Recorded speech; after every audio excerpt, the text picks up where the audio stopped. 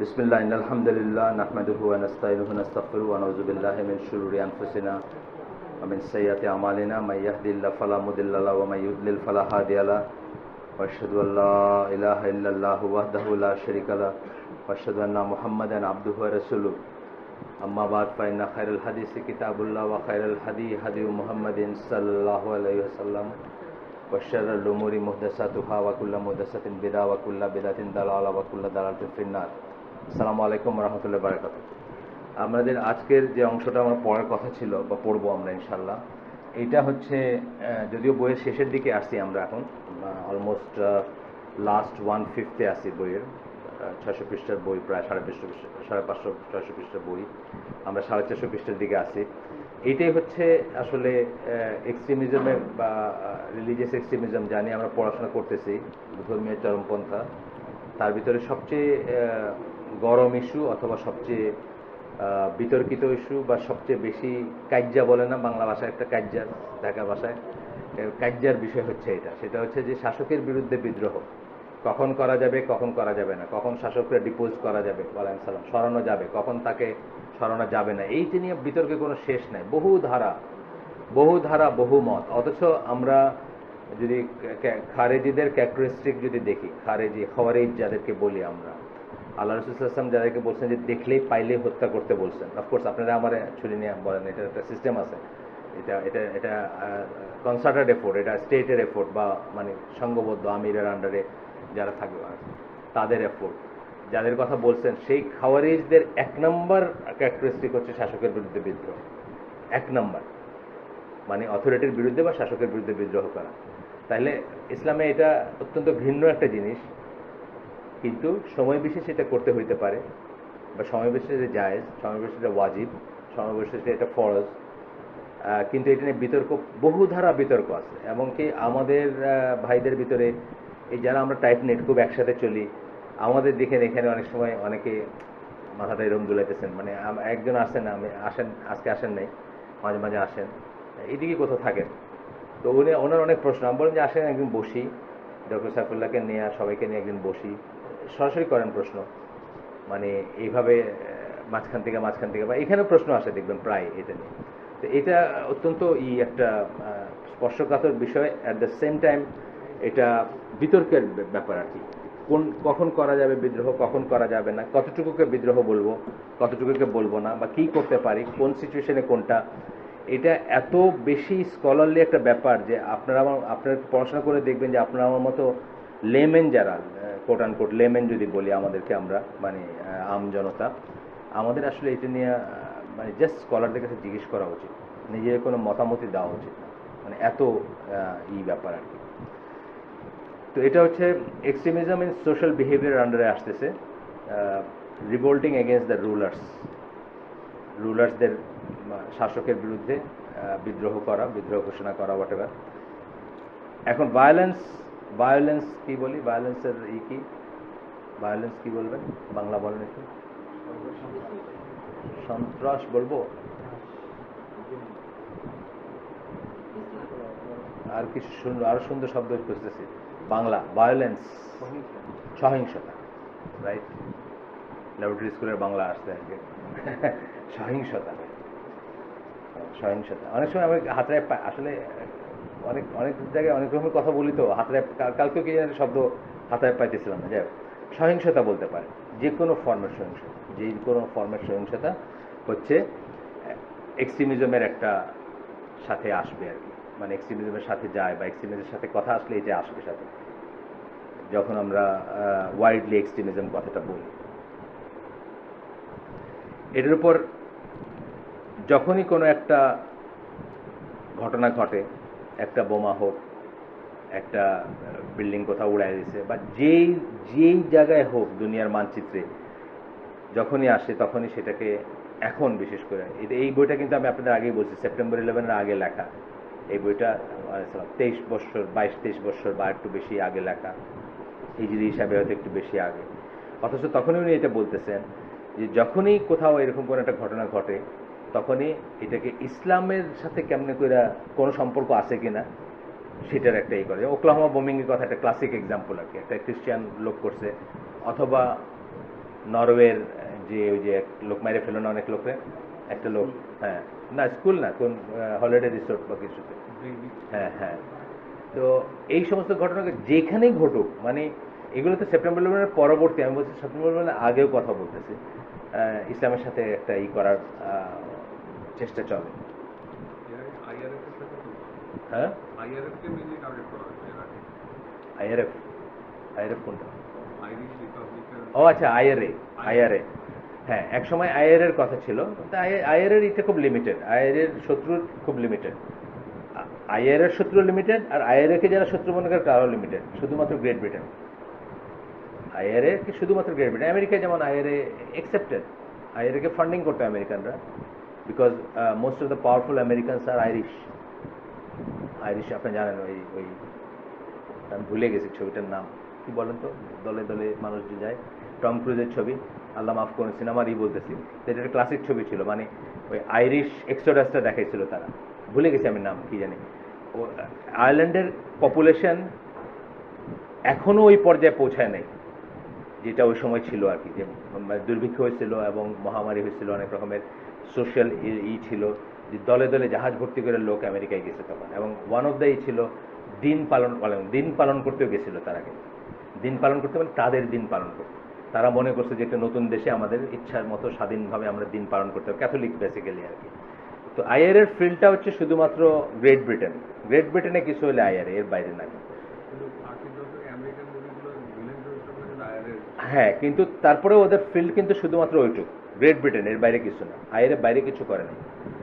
বাইরে ধরেন কিছুটা করছে তখন জাপানিজ রেড আর্মি বলে একটা ছিল, আপনারা হয়তো নাম শুনছেন, আর জার্মান একটা এই ছিল যাদের এখনো জার্মান এমবেসিতে ঝুলানো আছে ওয়ান্টেড লিস্ট, ওটার নাম ছিল বাদার মেনহফ, তারাও এই একটা ছিল। কিন্তু তারপরেও ইসলামের যে গ্লোবাল, বিকজ ইসলাম তো গ্লোবাল রিলিজিয়ান, প্রত্যেকটা দেশে মুসলমান আছে, সুতরাং মুসলমানের ভেরিফাই করা বা টাই আপ করা খুব ইজি, বুঝছেন না? মানে আপনি জানেন তো যে পেন্ট বলে, ওই পেন্ট বল একটা খেলা ছিল, বন্দুক টাইপের জিনিস, আগের গোলাটা হইলো রং, তো ওইটা দিয়ে টার্গেট করে, এটা একটা এন্টারটেনমেন্ট ছিল, যে ওই ভ্যালি টেলি সাজানো আছে, টিলা টুলা আছে, এর ভিতরে খেলবেন, আপনারা লাগাইতে পারলে আমি আপনারা করছি। এইটাতে খেলার জন্য, এইটার অপরাধে বা এটা ইনস্টিগেট করার জন্য আমাদের বড় একজন স্কলার যাবজ্জীবন কারাদণ্ড হয়েছে, কি বলে আমেরিকাতে, জানেন বোধহয় না, আলী তিমিমি ওনার নাম, আলিসুনাল জামা স্কলার।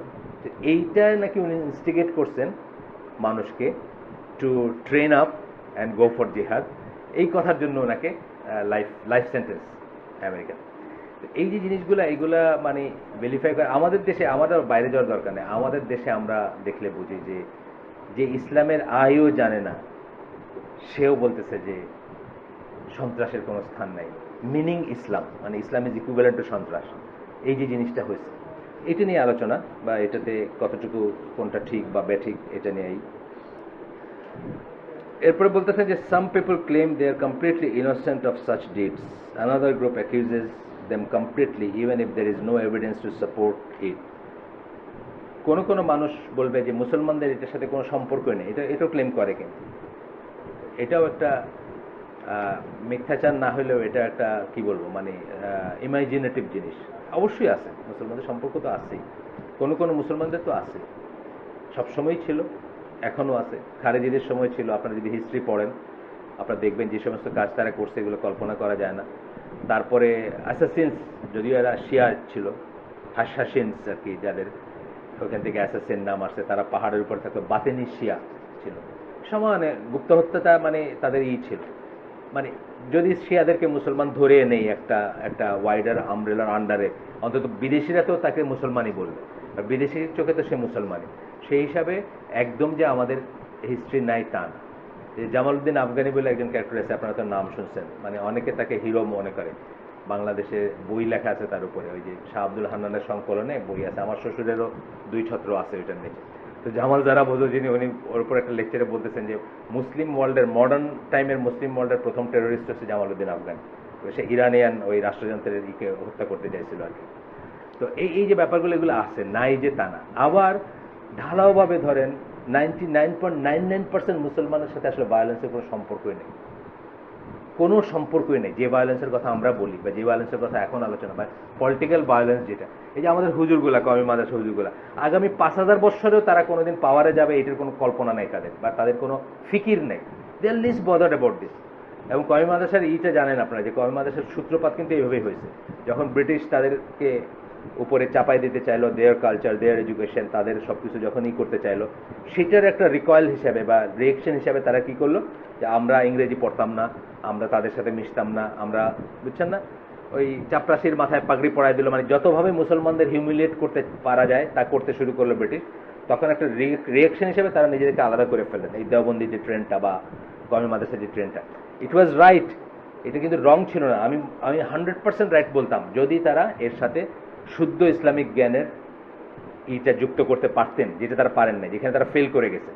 মানে ধরেন আপনি একটা কিছু ত্যাগ করলেন, কিন্তু সেই ব্যাকমটা কী দিয়েই করবেন, সেটার জন্য আপনার ইমেন্স সোর্স থাকা দরকার। যে আমার একদিন ওই মুসলিম প্রফেশনাল বলে একটা এই ছিল, তারা একদিন আমাকে কথা বলতে ডাকছিল একদিন, তাদের ওই বিয়ামে অনুষ্ঠান হয়তো একদিনই। তো এখানে কথার একটা পর্যায়ে বলতেছে যে মাদ্রাসা শিক্ষা বন্ধ করে দেওয়া উচিত। স্ট্যান্ডার্ড চার্টারে চাকরি করা ছেলে বলতেছে, ওদের আবার প্রফেশনাল গ্রুপটা সব হলো ব্যাংকার্স, মোস্টলি স্ট্যান্ডার্ড চার্টার, বড় লোকের ছেলে পেলে, বুঝছেন না। যাই হোক, ওইখানে আমি ওই আমার কথাবার্তা তাদের খুব পছন্দ হয়নি। তো এক পর্যায়ে তারা বলতেছে যে আপনার এই যে আমি চেয়েছিলাম দিন এবং আমার সাবজেক্টে ছিল দিন এবং প্রফেশনের ভিতরে কীভাবে সমন্বয় করতে হবে, এইরকম কিছু ছিল আর। তো যাই হোক, এটা পছন্দ না হওয়ারই কথা, স্ট্যান্ডার্ড চার্টারে চাকরি করে সব আমার সমন্বয়ক যে দুই পাশে দুইজন স্ট্যান্ডার্ড চার্টারের অফিসার, বুঝছেন তো, মুসলিম প্রফেশনাল, ইসলামী বিপ্লব ঘটাবে তারা। আর সামনের যারা আছে তারাও সব মোটামুটি সুদী ব্যাংকে চাকরি বাকরি করে। তো বলে আমাদের উচিত কওমি মাদ্রাসা, মানে মাদ্রাসা শিক্ষাই উঠায় দেওয়া, বন্ধ করে দেওয়া। আমি বললাম যে মাদ্রাসা শিক্ষা বন্ধ করলে আপনি কি মুরগি জবাই করতে পারবেন 10 বছর পরে? এমন কোনো সিউরিটি আছে? আপনি তো মুরগিও জবাই করতে পারবেন না। অন্য সব বাদ দিলাম, জানাজা বাদ দিলাম, বডি ধোয়ানো বাদ দিলাম, কবর দেওয়া বাদ দিলাম, এগুলো অনেক কঠিন জিনিস। মুরগি জবাই করতে পারবেন জানেন, বিভিন্ন। তো সে ঠকায় গেছে। আমি বললাম যে দেখেন, একটা গ্রুপ অফ পিপল যখন আসবে, যেমন আমরা অনেক সময় দেখি যে সিলেটের বর্ডারে অনেক সময় বিএসএফ এর সাথে গ্রামবাসীর হয়েছে, বুঝছেন, এটা ঘটনা, রিয়েল লাইফ ঘটনা। গ্রামবাসীর সাথে সমস্যা হয়েছে, গ্রামবাসী এমনভাবে এটাকে সাজাইছে যে বিএসএফ এর তারা ঠেক দিয়ে রাখছে ফর 10, 20, 50 আওয়ার্স, বুঝছেন না। বাই দ্যাট টাইম বিডিআর গিয়া রিএনফোর্সমেন্ট করছে এবং জায়গাটা ঠিকঠাক থাকছে। এই যে ঠেক দিয়ে রাখলো কওমি মাদ্রাসা বা মাদ্রাসা শিক্ষার যারা বাংলাদেশে, এই ঠেকটা দিয়ে রাখছে আমাদের জন্য।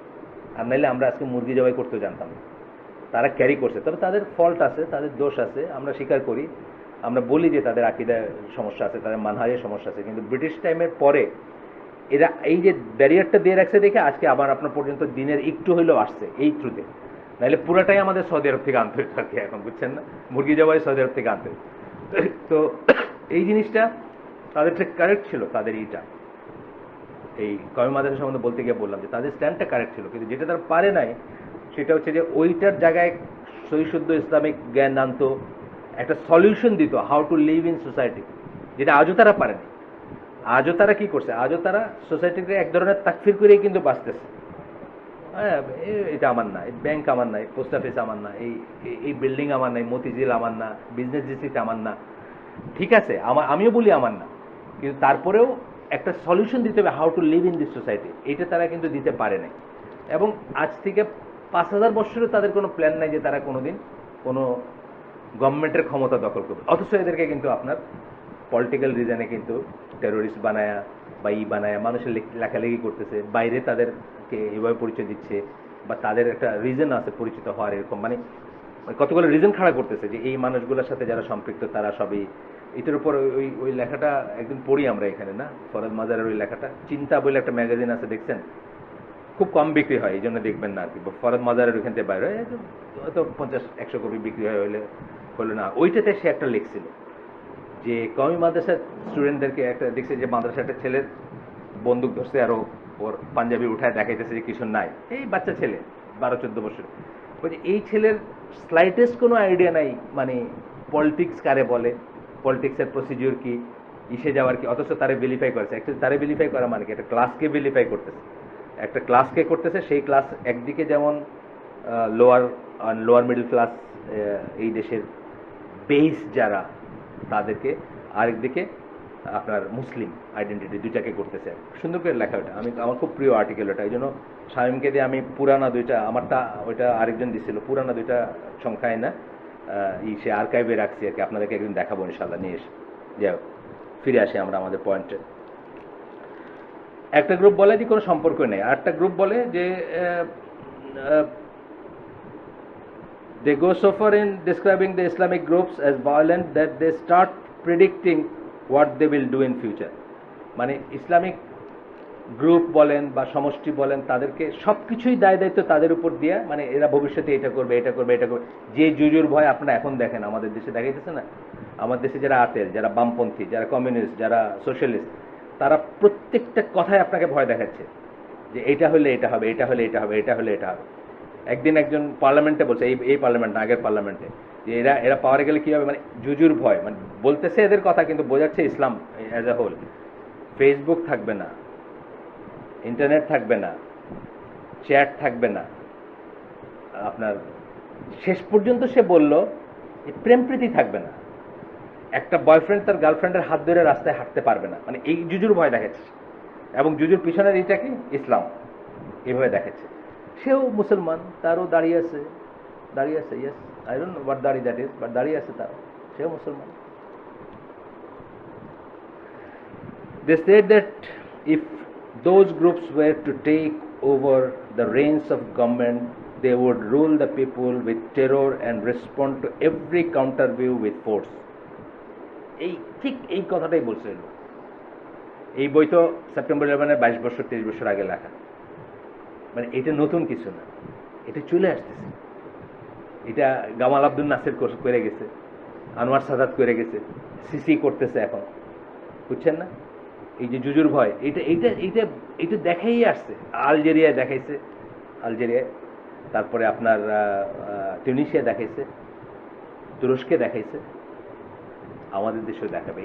এটা একটা কন্টিনিউয়াস প্রসেস, এটা দুনিয়ার সব জায়গায় দেখাইছে।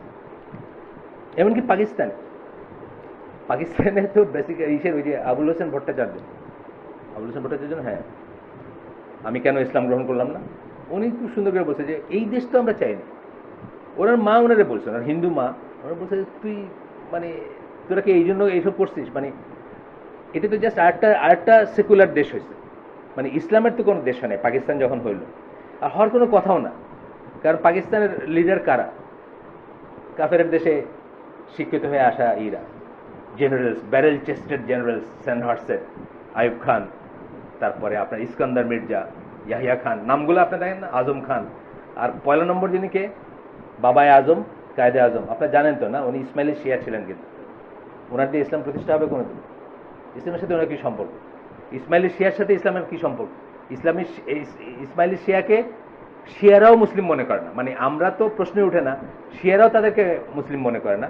সেই ইসমাইলি শিয়া ছিলেন বাবায় আজম, ওরা এখন বলে, পাকিস্তানিরা ওনাকে বাবায় আজম, বাবায় কম বলে। তো এই ছিলেন আমাদের বাবায় কম। তাহলে পাকিস্তান এর ইসের ভিতরে কোনো মানে ইসলামের কিছু হওয়ার ছিল না।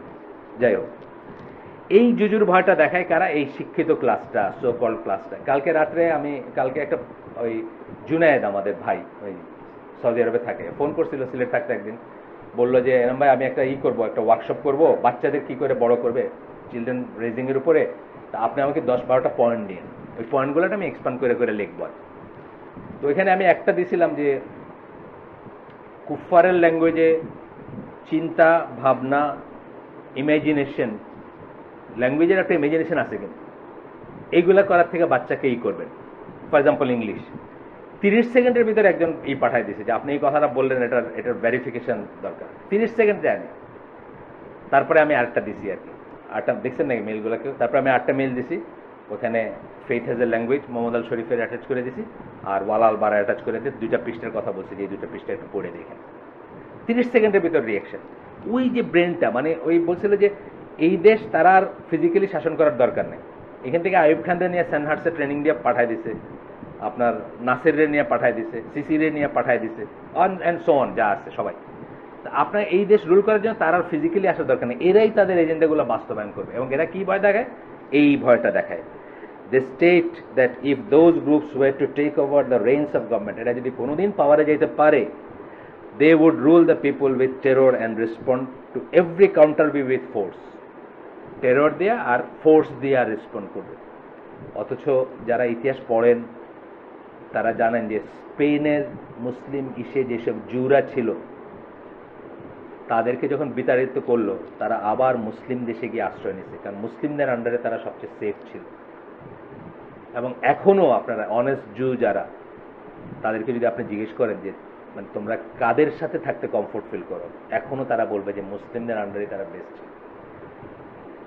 কারণ ওই আমানার যে সেন্সটা, প্রোটেকশনের যে সেন্সটা, আপনার কি বলে জিজিয়া দিয়েও হোক বা উইদাউট, মানে যেভাবেই হোক, মানে মডার্ন ডেজ তো জিজিয়ার ওই ব্যাপার নাই। এখনও মরক্কোতে যেসব জুরা আছে তারা they don't want to leave, তারা ছাড়তে চায় না। তারা এই জিনিস হয় না যে তাদেরকে মাইগ্রেট করে চলে যেতেছে বাইরে। They paint such picture in a ridiculing and frightening manner. রিডিকিউলও করে, ফ্রাইটেনিং ম্যানার, মানে এমনভাবে ছবিটা দেখাবে আপনাকে যে আপনার এই সেপ্টেম্বর 11 পরের কথা বলতেছে, আগের তো আরও আসে, যাই হোক। পরে আমার কাছে কম করে 20টা বই আছে এই সেপ্টেম্বর 11 ঘটনাটা নিয়ে, আমেরিকান বই সব। প্রত্যেকটা বইয়ের কাভারে মানে দেখবেন আপনি যে কীভাবে ভেরিফাই করা হয়েছে, ঠিক ওই জিনিসটাই আরেক ফর্মে প্রথম আলো ডেইলি স্টার করে যাচ্ছে। একই জিনিস, এভরি দাড়ি, এভরি টুপি, বুঝছেন না? এবং ফারাদ মাজার এইটা নিয়ে কথা বলছেন, তার চিন্তা এইটাতে। আমরা ইনশাল্লাহ এটা পড়বো এখানে, যদিও এটা রিলিজিয়াস কোনোই না, বাট এই ক্লাসটার কথা বলছেন, আমরা এখানে ইনশাল্লাহ পড়ব। ফারাজ ফুয়াদ বলে একজন, তার একটা বই ছিল আরবিকে, আল ইরহাব অর্থাৎ টেরোরিজম।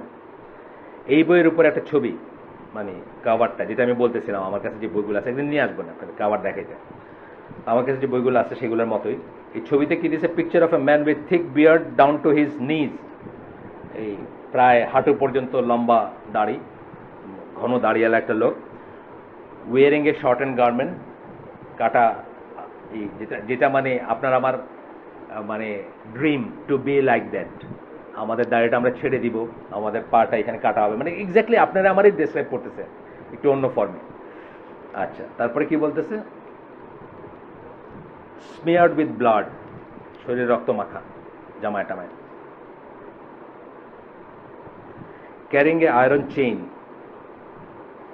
এবং একটা লোহার শিকল তার হাতে, মানে আপনাকে বাইন্ধে ফেলবে, আপনাকে এই করে ফেলবে, এই আর কি। It is understood what that picture is trying to say, মানে এটা অটোমেটিকই বোঝা যাচ্ছে যে ওই ছবি আসলে কি বোঝাইতে চাচ্ছে। দিস ভায়োলেন্স ইজ গিভেন, মানে এই ভায়োলেন্স যেটা কথা বলতেছে, different names depending on which side is viewing it.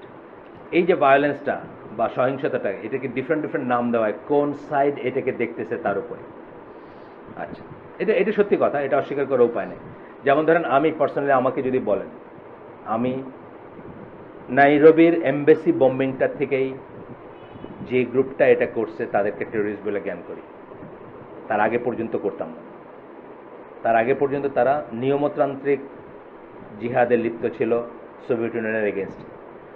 এই যে এমবেসি বম্বিংটা হচ্ছে first major act of terrorism. যদি আপনারা পড়েন, হিস্ট্রি পড়েন, দেখবেন বহু ইনোসেন্ট মানুষ এবং ইনক্লুডিং মুসলিমস মারা গেছে। এবং আপনারা জানেন যে জিহাদের যে প্রধান 3টে শর্তের ভিতরে একটা হচ্ছে শত্রু মিত্র চিহ্নিতকরণ, সেপারেশন অ্যান্ড ওয়ার্নিং অ্যান্ড ইত্যাদি ইত্যাদি। তো বলতেছেন, among the secularist and the general trend of the media it is called terrorism.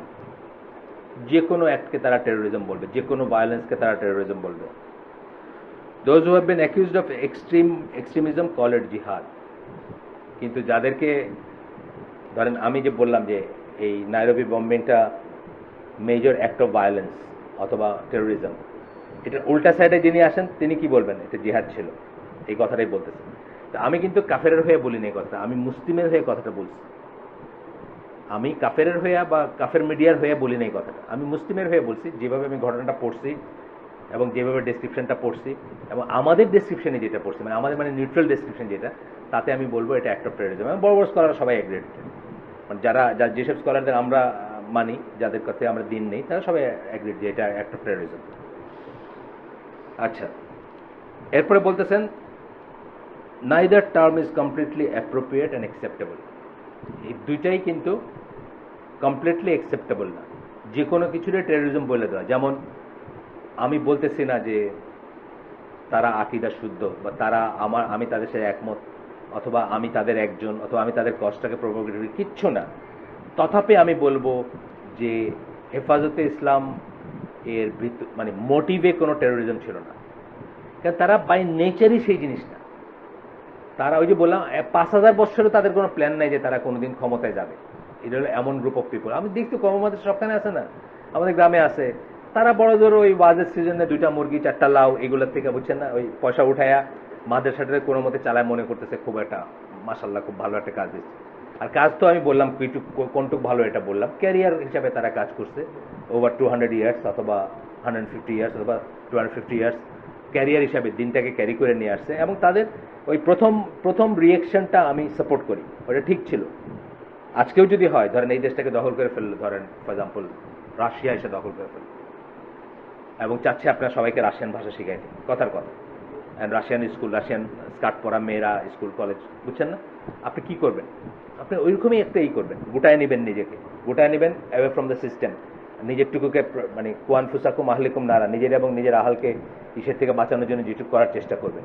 কিন্তু তারপরে কি করবেন? তারপরে আপনার তো ওই ভ্যাকুয়ামটার জন্য আপনাকে ফিট করতে হবে জ্ঞান এবং নিজস্ব সিস্টেম ফিট করতে হবে, আপনার সোশ্যাল প্রবলেমগুলোকে ফেস করতে হবে। তা যদি না করতে পারেন অটোমেটিক্যালি সবাই ওইখানেই যাবে, যেটা আমাদের দেশে গেছে। অটোমেটিক্যালি সবাই বলতে যারাই একটু শিক্ষা দীক্ষা হয়েছে, যারাই দুনিয়াতে চাইছে, যারাই দুনিয়াতে একটু প্রতিষ্ঠিত হইতে চেয়েছে, তারাই আলটিমেটলি ব্রিটিশদের সিস্টেমে ধরা দিচ্ছে।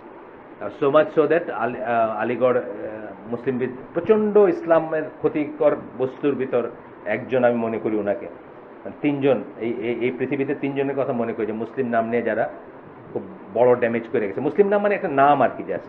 একজন কামাল আতাতুর্ক, একজন হচ্ছেন এনার নাম কি স্যার সৈয়দ আহমেদ, একজন হচ্ছেন মোহাম্মদ আব্দু। মোহাম্মদ আব্দু ছিলেন ইসের রেক্টর ছিলেন, কি বলে, আল আজহারের এক সময় 1800 সামথিংয়ে আর কি। ভীষণ ক্ষতি করে গেছেন ইসলাম। এখন কে বড় ক্ষতি করছেন এটা নিয়ে একটা বেশ বিতর্ক চলতে পারে। এতদান চলে স্যার সৈয়দ আহমেদ আর কি, প্রচণ্ড মডার্নিস্ট ছিলেন এবং কি বলে, কিন্তু দেখেন ওনার ইটাকেও কিন্তু আমাদের বাবাদের জেনারেশন বা আমাদের জেনারেশন ইভেন যাদের ভালো পড়াশোনা নাই, তারা মনে করে কিন্তু উনি ইসলামে খুব তরক্কি করে গেছেন বা ইসলামকে খুব মানে একটা একটা একটা দিয়ে গেছেন, মানে ফেস লিফট দিয়ে গেছেন। কিন্তু আসলে উনি কি করলেন, আমাদেরকে এই যে পরবর্তী generation of Ayub Khan's and Yahya Khan's and all the Khan's যারা আছে আর কি, এদের সৃষ্টি কিন্তু ওইসব জায়গা থেকে, ওই ফিলোসফির থেকে যে when you are in Rome, মানে রোমে থাকলে রোমান হয়ে যাবা, বাস শেষ। ওদের এখন যখন যুগটা যখন ওরাই করতেছে, be one of them and rule the world and be a ruler, এইটাই বলছে। তো যাই হোক, এরপরে বলতেছেন the word terrorism is not acceptable because it gives a negative connotation under all circumstances. বলতেছে যে টেরোরিজম শব্দটা অ্যাকসেপ্টেবল না কেন? এটা সব অবস্থায় একটা নেগেটিভ জিনিস। সহিংসতা কোনো অবস্থায় তো পজিটিভ জিনিস হতে পারে, সহিংসতা পজিটিভ জিনিস হতে পারে। যেখানে আমরা ক্লেম করতেছি রহমতুল্লাহ আলামিন, যেখানে আমরা মার্সির কথা বলতেছি, আল্লাহর মার্সির কথা বলতেছি, যেখানে আমরা রসুলের মার্সির কথা বলতেছি, যেখানে আমরা একজন অপরজনকে আসসালামু আলাইকুম বলে করতেছি, সেখানে সহিংসতা মুসলমানদের কোনো চরিত্রের অংশ হইতে পারে।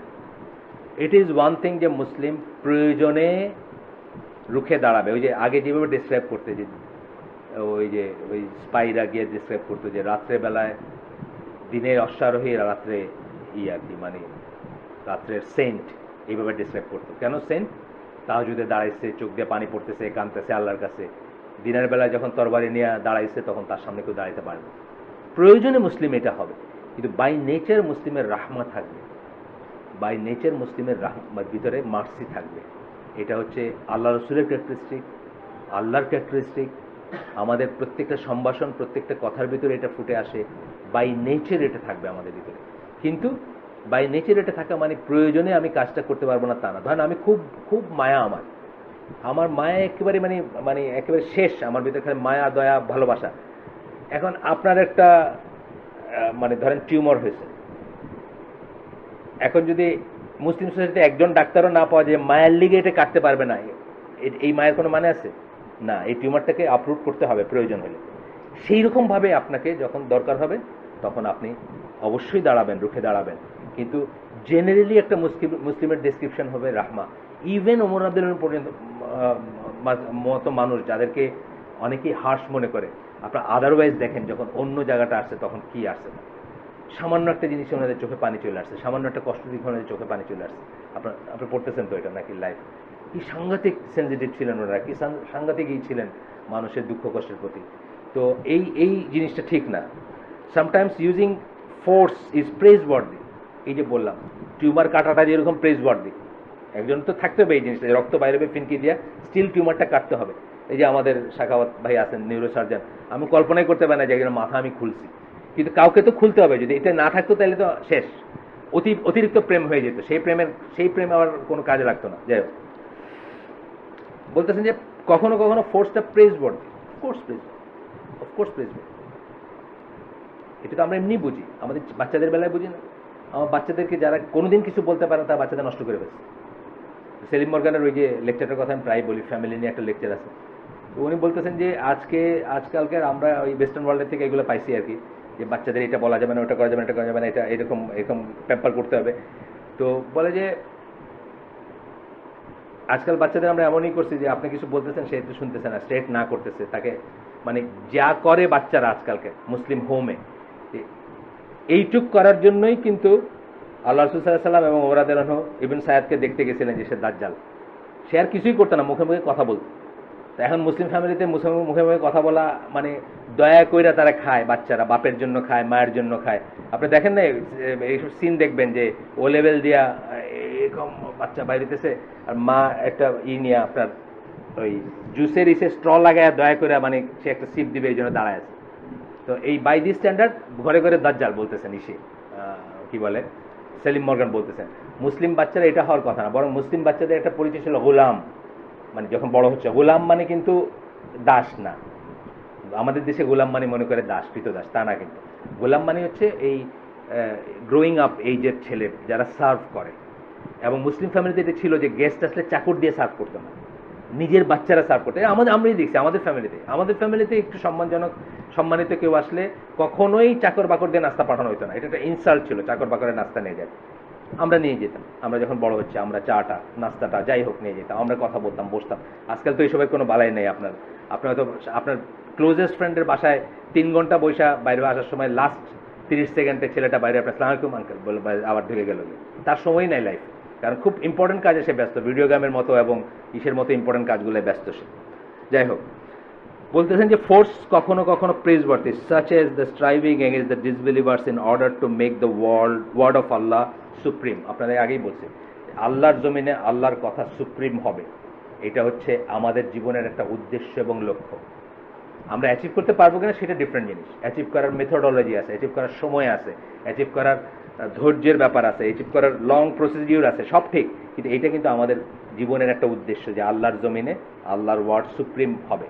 সেটার জন্য যদি আপনি ডিসবিলিভার্স যারা তাদেরকে ফোর্স করেন, এটা প্রেজওয়ার্দি, এটা মানে অনেকে বলে ইসলামে অফেন্সিভ জিহাদ নেই। কে বলছে অফেন্সিভ জিহাদ? অফকোর্স আছে। একজন মহিলার চিঠির জন্য সিন্ধু বিজয় হয়েছে, মোহাম্মদ বিন কাসিম। একজন মহিলা চিঠি লিখছেন, অত্যাচারিতা মহিলা, একজনের চিঠির জন্য। এরকম যে কোনো সময় আজও যদি ক্ষমতা থাকে, ওই আপনার ধরেন কি বলে তাহিতি আইল্যান্ড থেকে কেউ লিখলো যে তারে একজন মহিলাকে ওইখানে কেউ ডিফাইল করছে বা অত্যাচার করছে একজন মুসলিম মহিলাকে, স্পোর্টস থাকলে আপনি যাবেন ওটা দখল করবেন, ওইখানে আল্লাহর আইন প্রতিষ্ঠিত করবেন যদি আপনার ক্ষমতা থাকে। এখানে ইফস অ্যান্ড বার্ডস আছে, সেটা অনেক, সেই কথাগুলো আমরা পড়বো এখানে, ইফস অ্যান্ড বার্ডস আছে। The use of the word জিহাদ ইজ নট অলসো অ্যাকসেপ্টেবল। কিন্তু এই যে ব্যাপারে টেরোরিজম যেমন ইসলামের সাথে, ইসলামিক গ্রুপের সাথে চট করে টেরোরিজম জুড়ে যাওয়া যেমন অ্যাকসেপ্টেবল না, ফোর্স ইউজ করলেই না without indiscriminately, at the same time জিহাদও ইউজ করে ফেলা উচিত না এইসব জিনিসের সাথে। কারণ এখানে দেখবেন যে আপনি যেগুলোকে জিহাদ ক্লেম করা হচ্ছে তার হয়তো দেখবেন 99%ই আসলে জিহাদ না, জিহাদের সাথে কোনো সম্পর্ক নেই, এটা অন্য একটা ব্যাপার। আপনার মনে বলতেছে এটা জিহাদ, বাস এরকম ব্যাপার। This is because jihad is rightful struggle against the disbeliever. Jihad basically কি? Rightful, সঠিক, justified struggle against disbelievers, কাফেরদের against it, justified struggle. Itself is always praiseworthy, এবং জিহাদ অলওয়েজ প্রেজওয়ার্দি।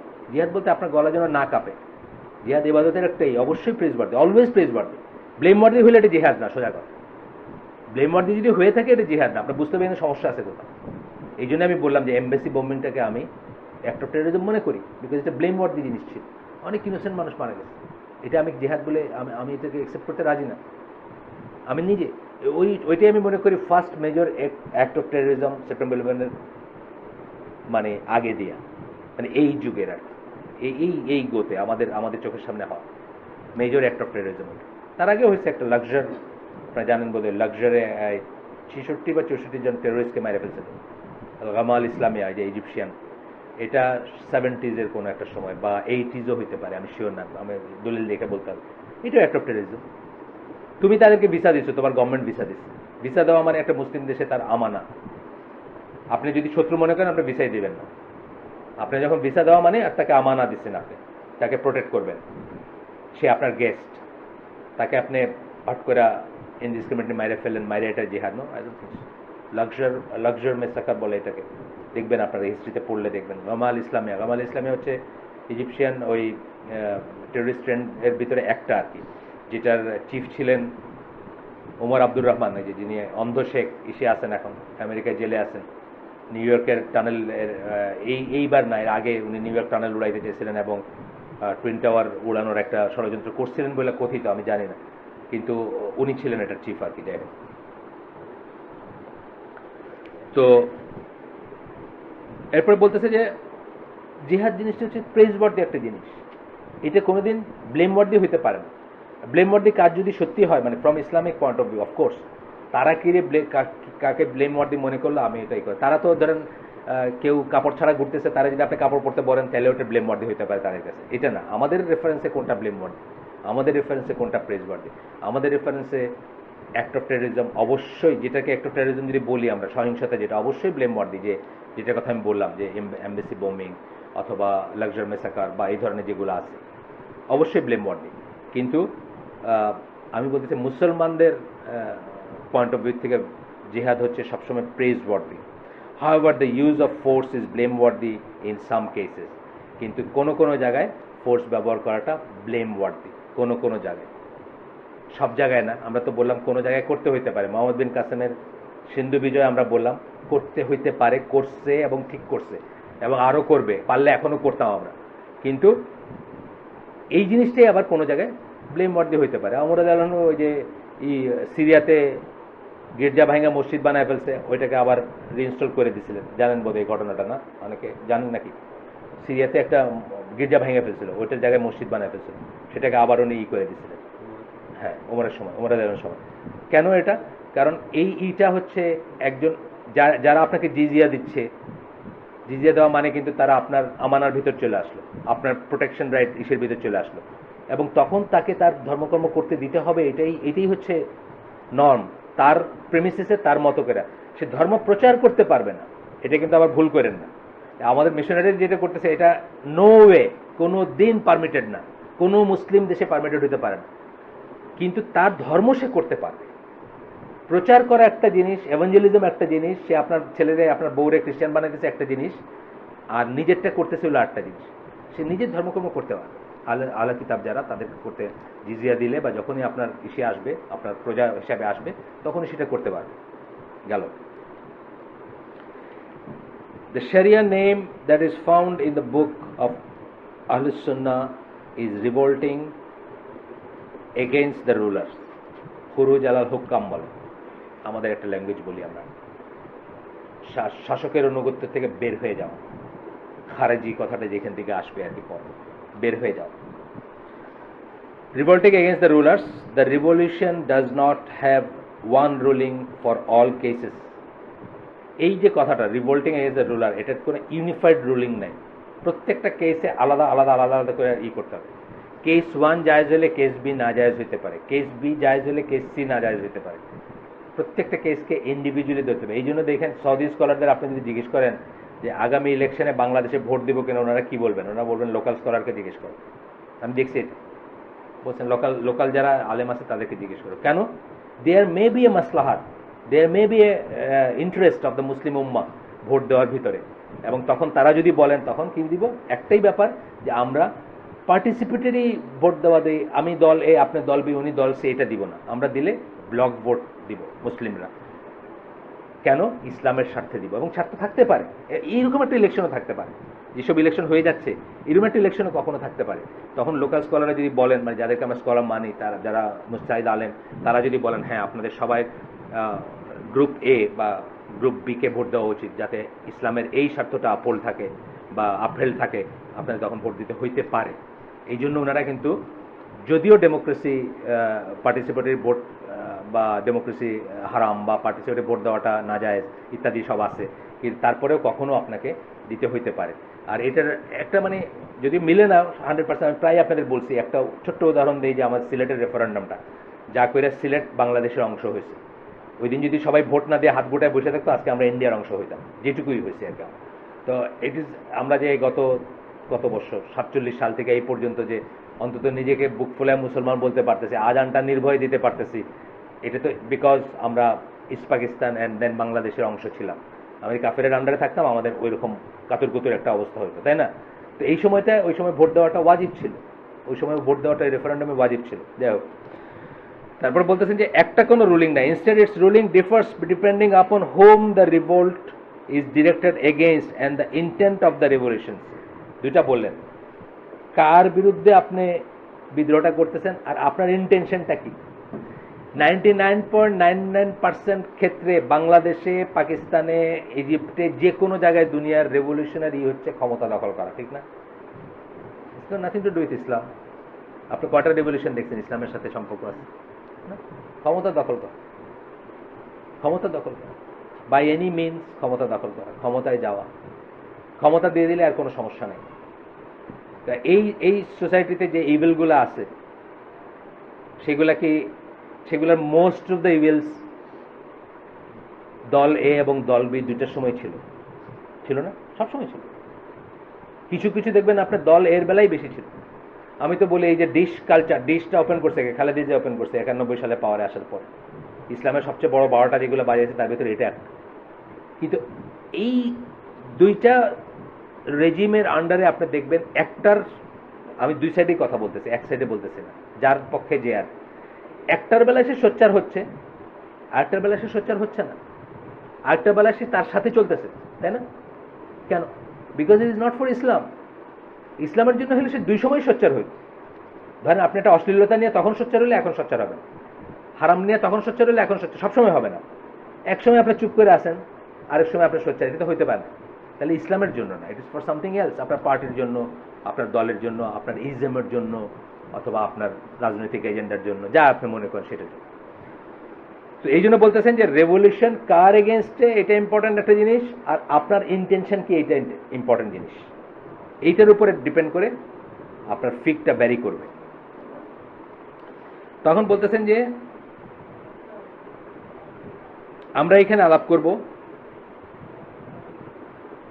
ইম্পায়াস কাফের, ডিসবিলিভিং রুলার, মানে কাফের হয়ে গেছে বা হয়ে যাচ্ছে যে রুলার, তার ইম্পায়াস, যে ধার্মিক না বা যে পরেশগার না, সেই রুলারের এগেনস্টে রিভোল্টের কথাটা শুধু আলাপ করব। জাস্ট রুলারের এগেনস্টে এটা আলাপ করার কোনো স্কোপ নেই, কারণ জাস্ট রুলারের এগেনস্টে ইউ সিম্পলি ক্যানট রিভোল্ট, এবং তখন যদি সেকেন্ড কেউ আমিরত্ব দাবি করে তাকে হত্যা করতে হবে। এটা রাসূল সাল্লাল্লাহু আলাইহি ওয়াসাল্লামের কথা। এটা আসতেছে জাস্ট রুলারের ব্যাপারে, বা যাকে মুসলিম বলা যায় তার ব্যাপারে, বা যাকে বের করার বা যাকে ক্ষমতাচ্যুত করার কোনো ইসলামী রিজন নেই তার ব্যাপারে আসতেছে। কিন্তু এই জন্য ওনারা ওইটা নিয়ে আলাপই করবেন না, জাস্ট রুলারের এগেনস্টে রিভোল্ট করা নিয়ে কোনো আলাপ করবেন না। আলাপ করবেন কি, ডিসবিলিভিং, যে কাফের হয়ে গেছে বা কুফরের একটা রুলিং বা দুইটা রুলিং বা কোনো নিয়ম কানুন চালু করে দিছে, অথবা যে ইম্পায়াস, মানে যে পরেশগার না, তার এগেনস্টে রিভোল্ট করার নিয়ম নীতি ফিক কি, সেসব নিয়ে আলাপ করবেন। আসেন আর একটু আগাই, একটু কঠিন হয়ে যেতে পারে, কেউ যদি মনে কষ্ট পান মাফ করে দেন, সত্যকে সত্যই বলতে হবে, শুনতে যত খারাপই লাগুক। The scholars all agree that imama of a disbeliever is not sound from the outset. Disbeliever বা কাফেরের কোনো ইমামা হইতে পারে না, সেটা শুরুর থেকেই সাউন্ড না, সেটা শুরুর থেকেই সঠিক না, সেটা শুরুর থেকেই অ্যাকসেপ্টেবল না। কাফের বা ডিসবিলিভার ইমামা মানে মুসলমানদের ইমাম হইতে পারে না, মুসলমানদের লিডার হইতে পারে না, মুসলমানদেরকে রুল করতে পারে না। Disbeliever is not to have the reins of control over the affairs of Muslims. মুসলমানদের অ্যাফেয়ারের লাগামটা কাফেরের হাতে থাকতে পারে না। সিম্পল কথা, এই কথাটা খুব সিম্পল একটা কথা। ওবামা আমার লিডার হইতে পারে না, মোদি আমার লিডার হইতে পারে না। এই ইন্টারনেটে একটা ছবি দেখলাম, হুজুররা মোদির সাথে কোলাগুলি করতেছে, আর এক হুজুর আবার পায়ে ধরে সালাম করতেছে। আমি জানি না, ফেব্রিকেটের ছবি না হলেই ভালো, জানি না ছবিটা ফেব্রিকেট কিনা, মনে হয় না ফেব্রিকেটের, যেভাবে দিছে এটা, তাই না? আচ্ছা, আমি যে ছবিটা দেখছি, মানে নাজবিল্লাহ, মানে কি একটা, মানে সিনটা ইটসেলফ খুব সিকেনিং আর কি। আচ্ছা, তারপর বলতেছেন, ইফ হি চেঞ্জেস টু কুফর ইট is obligatory to remove him if possible. একজন মুসলিম ছিল কিন্তু সে কাফের হয়ে যাচ্ছে বা কাফের হয়ে গেছে বা কুফরে ই করছে, it is obligatory, wajib, to remove him if possible. if possible একটা কি কথা এখানে? if possible এর কতগুলা do's and do nots আছে, if possible এর কতগুলা বিচার্য বিষয় আছে। প্রথম কথা হচ্ছে ক্ষমতা। আপনার কি ক্ষমতা আছে টু রিমুভ হিম? ক্ষমতা না থাকলে তো আপনি আরো হার্ম করবেন। ওই যে বলে না যে সাপের লেজে বাড়ি দিলা তো ঘুরে এসে তোমারে ছবল দিবে, তাই না? একবারে ওয়ান শট সাপকে শেষ করতে হবে, বলে না, গ্রামের ভাষা আর কি। গ্রামের মানুষ বুঝে যে যদি একবারে না করতে পারি তাহলে এসে ছবল দিবে। আপনার সেই ক্ষমতা আছে কিনা সেটা হচ্ছে কথা। ইফের ভিতরে এটা আসবে, লাভ আছে কিনা এটা আসবে, আপনার উদ্দেশ্য কি এটা আসবে। এর চেয়ে বেটার করলেন না এর চেয়ে খারাপ করলেন। আকরামুজ্জামান ভাই একদিন জিজ্ঞেস করছে না যে কোথায় জানি একটা মাজার গড়ে উঠতেছে, আর কি করণীয়? বলে যে দেখেন, কি করণীয়টা নিজের হাতে নিয়েন না, মাজারটারে আপনি ভেঙে দিলেন, ওরা কান্দে গেটে সরকারের কাছে গিয়ে কইলো, সরকার তো সবাইই ঠান্ডা রাখতেছে, আর মাজারপন্থী মানুষ এই দেশে বেশি, তারা এখন মার্বেল পাথর দিয়ে বানায় দিল ওটা। তা আপনি একটা ছাপড়া মাজার বাংলেন, ভেঙে মার্বেল পাথরের পার্মানেন্ট মাজার হয়ে গেল এখানে। তা এইখানে বুঝতে হবে যে আমরা লাভ করলাম কিনা, এটা লাভ লোকসানের ব্যাপার আছে, যেগুলো আমরা লেমেনরা বুঝবো না, যেটা আমাদের এই জন্য অলওয়েজ স্কলারদের কাছে ফিরে যেতে হবে, তাদেরকে জিজ্ঞেস করতে হবে এখন আমাদের করণীয় কি।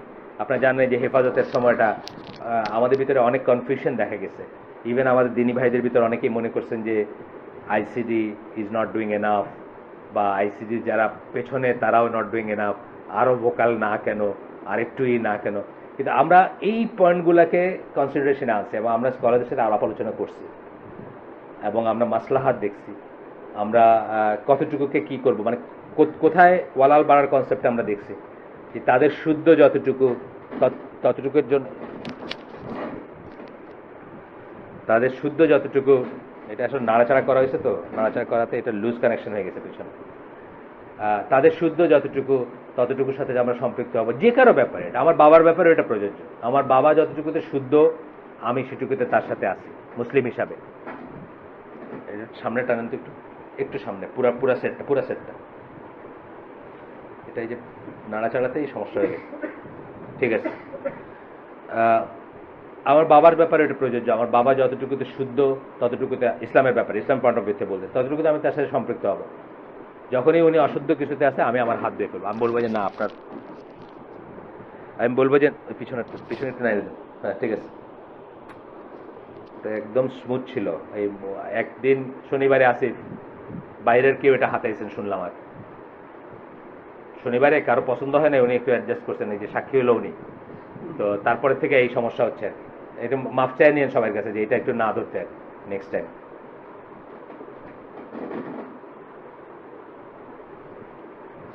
এখানে ইবন আল মুন্দির 4th হিজরিতে মৃত্যু না, সালাফদের একজন, প্রথম জেনারেশন বা প্রথম দিকের। উনি বলতেছেন, ওনার বিস্তারিত পরিচয় আছে এখানে। ইমাম আবু বকর মোহাম্মদ বিন ইব্রাহিম ইবন আল মুনজির, মুজতাহিদ অ্যান্ড প্রিজার্ভার অফ নলেজ, নাকি এইখানে নাকি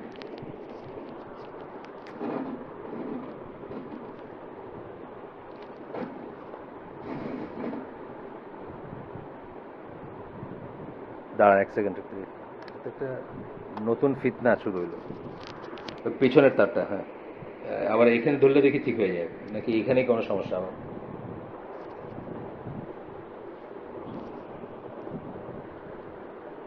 তো ওই প্রথম জেনারেশন মানে কি বলে সালাফদের একজন, উনি বলছেন every one I have memorised from the people of knowledge agrees that a disbeliever is not to have authority over a Muslim under any circumstances. কোনো অবস্থাতেই একজন কাফের একজন মুসলিমের লিডার হইতে পারে না বা তার উপর অথরিটি তার থাকবে না। এটা উনি বলতেছেন যে আমি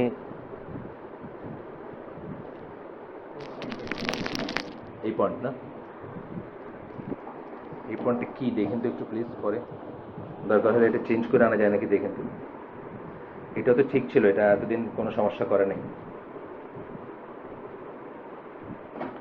আরেকজনের কথা আছে আবুল ইয়ালা, ইনি ৫ম শতাব্দীতে মৃত্যুবরণ করছেন, ৫ম শতাব্দীর মানুষ। উনি বলছেন যে একজন রুলার বা একজন লিডার বা একজন আমির বা একজন ইমাম বা একজন রাষ্ট্রনায়ক, সে যদি if he commits disbelieve after his believes, তার বিশ্বাসের পরে যদি সে অবিশ্বাস যুক্ত হয়, তাহলে he leaves the position of his leadership, তারা লিডার হওয়ার বা লিডারশিপের পজিশনে থাকে না সে। দের ইজ নো অ্যাম্বিগুইটি, এটাতে কোনো সন্দেহের অবকাশ নাই concerning that point, as he has left the fold of Islam, কারণ সে ইসলাম থেকে বের হয়ে গেছে,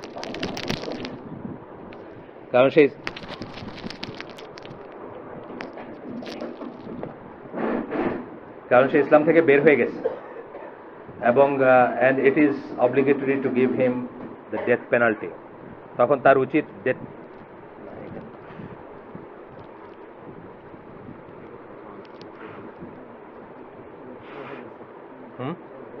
পিছনে দেখেন তো, পিছনে, হ্যাঁ সেটাই লুজ কানেকশন আছে কোথাও। যাই হোক, সে ইসলাম থেকে বের হয়ে গেছে, and it is obligatory to give him death penalty. ইসলাম থেকে বের হয়ে গেলে তার পেনাল্টি কি? ইসলাম থেকে, এটা আরেকটা জিনিস, এটা কারেন্ট চলে গেছিল একটু জন্য, পিছনেই বোধহয় লুজ কানেকশন, বুঝছেন? আমরা মনে করতেছি এখানে, এটা টাচ করেন তো পিছনের ওই তারটা, হ্যাঁ এটা এবং এটা যেখানে গিয়ে লাগছে, ঠিক আছে। তো বলতেছেন যে ইট is obligatory to give him death penalty, তাকে মৃত্যুদণ্ড দেওয়াটা অব্লিগেটরি। কাজী আয়াজ বলে একজন আছেন, তার আসতেছে এখানে, উনি একই কথা বলতেছেন যে the scholars agree that the ইমামা rule is not put into effect for a disbeliever, একজন কাফের এটা হইতে পারে না। আমরা আজকের জন্য এখানে শেষ করে দিব ইনশাল্লাহ। এটা বড় ডিসকাশন, আমি এটাতে বেশি একটা স্কিপ করতেছি না, অলমোস্ট সব কিছুই আপনাদেরকে শোনাচ্ছি, কারণ এটা খুবই ইম্পর্ট্যান্ট, এবং এটা নিয়ে আমাদের এই সোসাইটিতে যারা প্র্যাকটিসিং মুসলিম, তাদের ভিতরে অনেক ফিতনা আছে বা অনেক ভুল বোঝাবুঝি আছে। ইনশাল্লাহ আমরা কাজী আয়াজের এখান থেকে নেক্সট দিন পড়বো। সুবহানাকা আল্লাহুম্মা ওয়া বিহামদিকা আশহাদু আল্লা ইলাহা ইল্লা আনতা আস্তাগফিরুকা ওয়া আতুবু ইলাইক।